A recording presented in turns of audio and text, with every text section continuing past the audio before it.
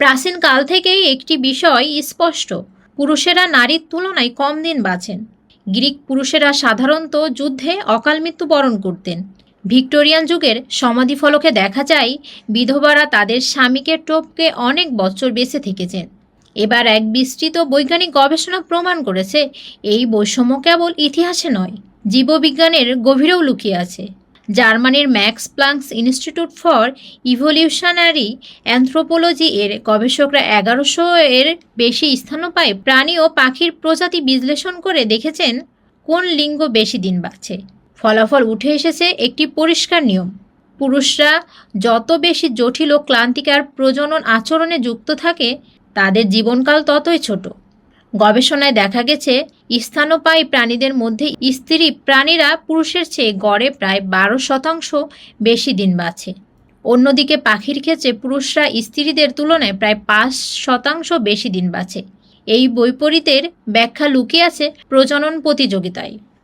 হরিণের সিংহের লড়াই বা গরিলাদের হেরেম নিয়ে দ্বন্দ্বে পুরুষরা বিপুল শক্তি খরচ করে, আঘাত পাওয়ার ঝুঁকিও বেশি থাকে।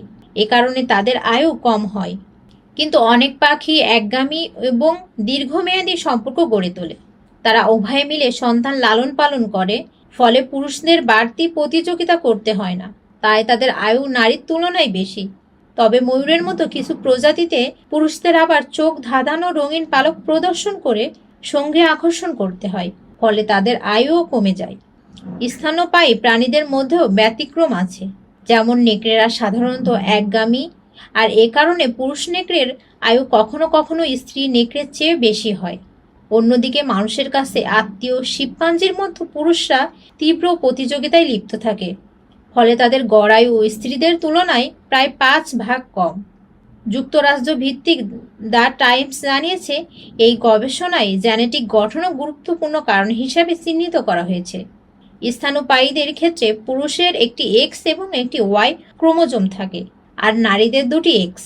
নারীদের ক্ষেত্রে একটি এক্স ক্রোমোজোম ক্ষতিগ্রস্ত হলে অন্যটি সুরক্ষার কাজ করে। পুরুষের সেই সুবিধা নেই।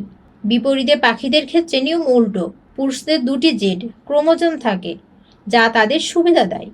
গবেষকেরা দেখেছেন চিড়িয়াখানায় চিকিৎসা সেবা এবং নিরাপত্তার মধ্যেও এই আয়ুর পার্থক্য থেকে যায়, যদিও ব্যবধান কিছুটা কমে। মানব সমাজেও একই চিত্র।